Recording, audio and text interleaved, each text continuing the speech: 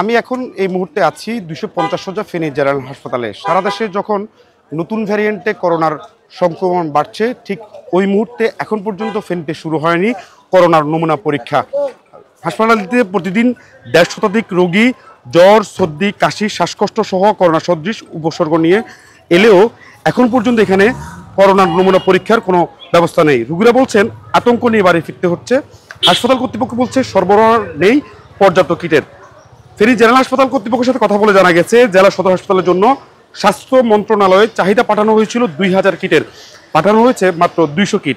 আর উপজেলার 6টি স্বাস্থ্য কমপ্লেক্সে করোনা পরীক্ষার কোনো কিটই সরবরাহ করা হয়নি। ফলে উপজেলা থেকে কেউ উপসর্গ নিয়ে এলে তাকেও আসতে হবে ফেনী জেনারেল হাসপাতালে।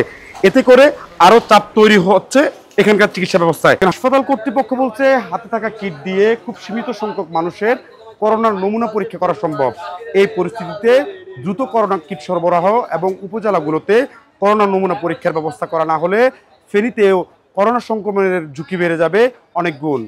ফেনী থেকে মোহাম্মদ শাহাবুদ্দিন, রাইজিং বিডি।